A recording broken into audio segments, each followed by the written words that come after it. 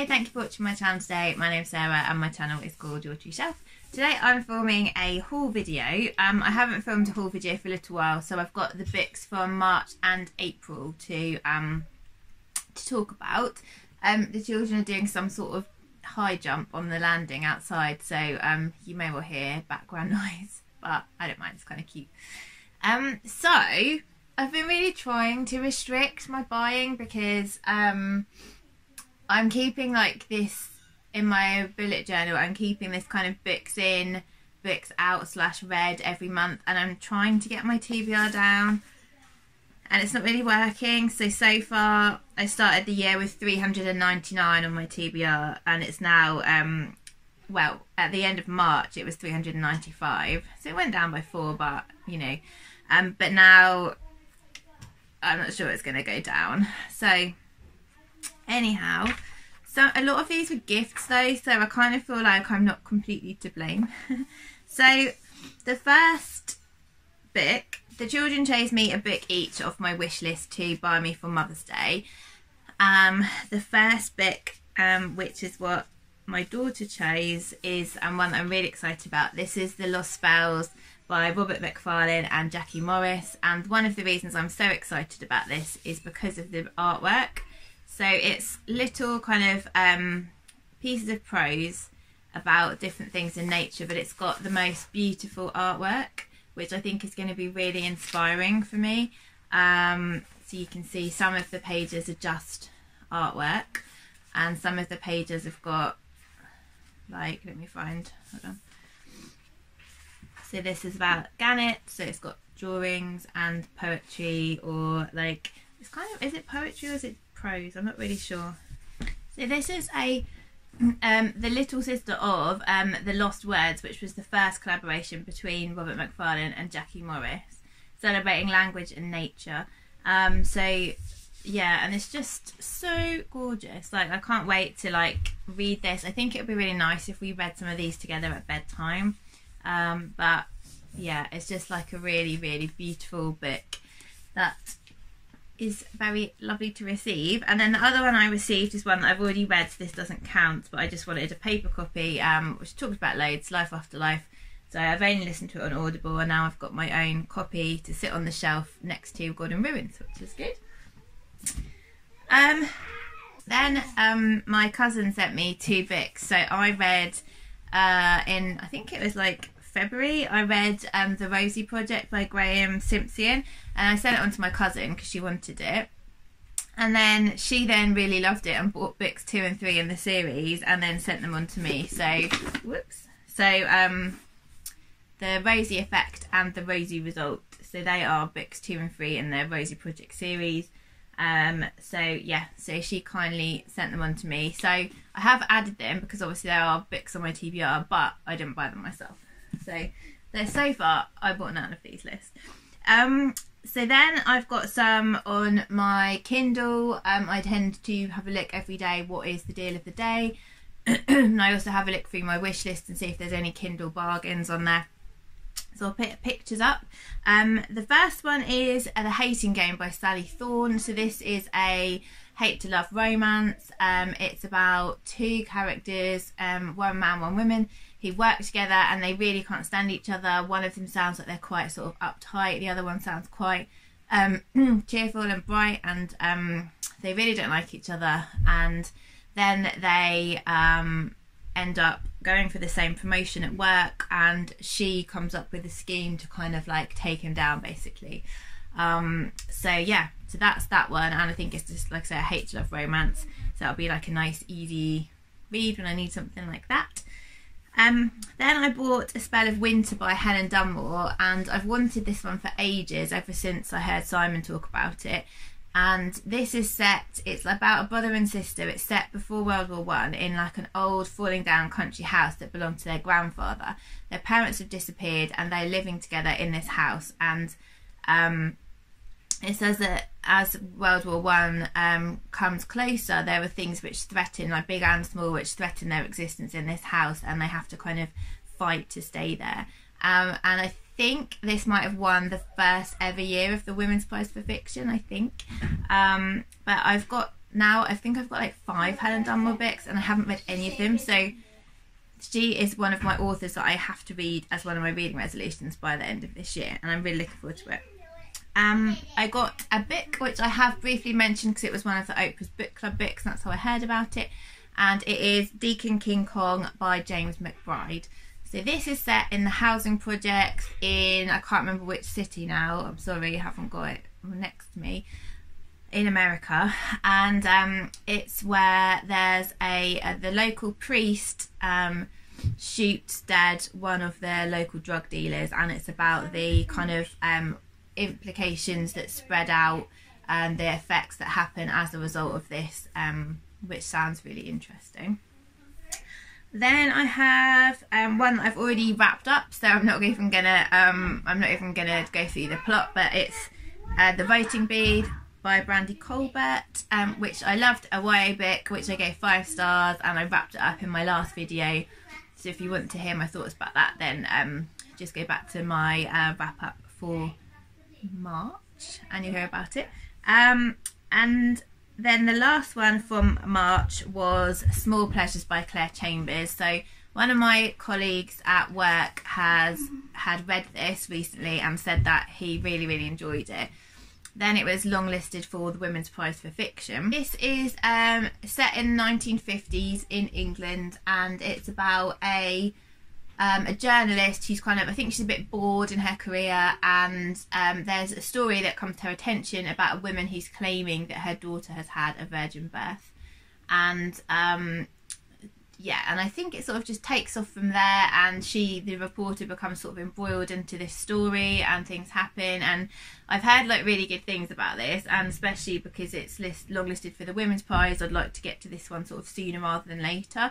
I'm planning on really kind of focusing in on my Kindle books next month, because I'm not going to set any TBR, but I've got quite a lot of really good books on my Kindle, and I'd like to just sort of focus a lot on those books for the next month. So hopefully I'll be able to read that one next month. Then moving on to April, so another one that I have already listened to on Audible, so I bought it and started listening to it straight away, and that was The Midnight Library by Haig. So I loved this one again, another 5-star, and again I wrapped this up in my March wrap-up video, so if you want to hear my thoughts on that one and what it's about and stuff, then just go back and watch that video if you haven't done already.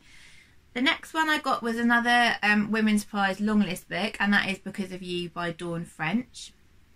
So I was really excited to see Dawn French on the Women's Prizes, although it was really lovely that they haven't just gone for sort of more literary. That sounds really disrespectful to Dawn French. She's more commercial than you would maybe expect to see, which I really like, and I think it's just increasing accessibility. This book is set at the turn of the millennium, and it's set where 2 women have a baby. One of them leaves hospital with their baby, and the other one leaves hospital with empty arms. And then I think it goes to the future, and it talks about something that's happened. I'm not really sure, and I don't really want to dig into it because obviously I don't want any spoilers, but I think there's some sort of scandal or something that's happened. But yeah, it sort of investigates what went on in that period of time or something like that. But I'm really looking forward to it. I think it's going to be quite hard to read, but yeah, it's something I'm looking forward to reading. Then I got, so the next one I got is The Manningtree Witches by A.K. Blakemore. So this is a new release. I heard Simon talk about this one. As soon as I heard him talk about it, I wanted it because I have kind of a connection to this book in that my mum's side of the family comes from Dedham in Essex, which is the next village along to Manningtree, and so Manningtree is a place that I've been lots of times growing up, and it was like very much known about like the witch find in general and the kind of local history from that period of time, like in the 1600s. It's still kind of talked about and stuff like that, so I feel like I've got kind of the local connection to this book. So yeah, it's set in the 1600s, in a time where, because of the sort of warring and unrest in the country, then there's a lot more women than men because a lot of men have died in fighting. And in Manningtree, it focuses on, so the Witchfinder General, he comes and starts snooping around in all the women who are kind of husbandless and childless, and somebody develops a fever and starts talking about witches, and it all kind of kicks off from there, and the women have to try and sort of defend themselves. So yeah, that one's going to be really, really interesting. And then yesterday I had the amazing privilege of going into a real life bookshop, which is the first time I've done it for months, because all of our shops were closed until last week. They opened on Monday, and so yesterday I got to go into town and I got to browse about half an hour in a bookshop on my own while my husband took the children for an ice cream, which was such a treat. So I really fancied just getting some YA books because there's so many YA books on my wish list. And so the YA section was really busy actually, and one of the things I loved the most, there were so many teenagers coming in and getting so excited about the books, and it just like warmed my heart. Like they were all like, oh look, this one's the next one in the series, oh you should try this series, I can't wait till this one comes out, oh I really want this, where am I going to pick this, I've got so many books, and and they were all getting so excited, and that was just like so lovely to hear, because you know, it was just great, and I just really enjoyed hearing their enthusiasm for books. It was really nice. So I spent ages kind of browsing, and I kept seeing ones that I'd seen on BookTube, ones that were on my wish list, and I narrowed it down. I only picked 3. I was very restrained. So the first one I picked was Full Disclosure by Camryn Garrett. So this is about a girl called Simone who has, I think it's set in the States because it's called High School. So she's popular, she's in a musical, she's got a boyfriend, she's doing really well at school, but she also is HIV positive, and she says that the last time she told somebody, then there was this sort of devastating fallout. And then she gets this anonymous threat in her locker at school, and she wonders how best to tackle it. So I think this is going to be like a very moving and important a learning experience about what it could be like to be a teenager living with HIV. So that one sounds excellent. The next one I've heard Alice Oseman talked about quite a lot on BookTube, and I've never read any of her work. But this book focuses on an asexual character, and I don't think I've ever read a book with an asexual character, so as soon as I sort of read that on the back, I thought that would be excuse me, really good for me to read, so sort of I can learn a bit about what it might be like to be asexual. So this is called Loveless, and I need to take the sticker off the front. So it says Georgia has never been in love, never kissed anyone, never even had a crush. But as a fanfic-obsessed romantic, she's sure she'll find her person one day. As she starts university, Georgia makes a plan to find love. But when her actions wreak havoc among her friends, she questions why romance seems so easy for other people and yet not for her. With new terms thrown at her, asexual, aromantic, Georgia is more uncertain about her feelings than ever. Is she destined to remain loveless, or has she been looking for the wrong thing all along? So yeah, that sounds really good. And then the last one that I've got is written in verse, and I really like that. And so this is Punch in the Air by Ibi Zoboi and Yusef Salaam. And so this focuses on a guy called Ahmaud. He's always been an artist and a poet, but even in his diverse art school, because of a biased system, he's seen as disruptive and unmotivated. One fateful night, an altercation in a gentrifying neighbourhood escalates into tragedy.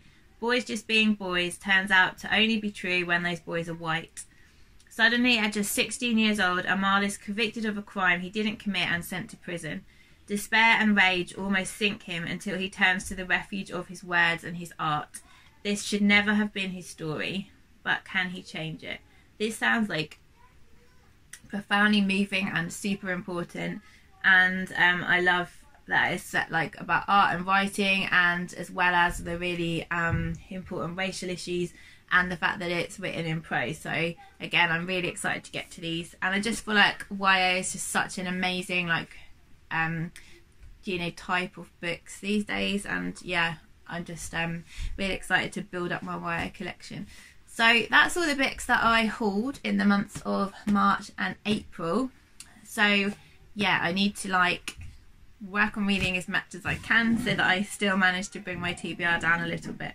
But yeah, so tell me like what you're excited about, if you've been book shopping since the shops have opened, if you're in a country where the shops have been closed for a long time. But yeah, or if you've read any of these books, then it'll be cool to hear your thoughts, to sort of spur me on to put them higher up the pile of nearly 400. Yes, so I hope you have a lovely week and I'll speak to you soon. Bye!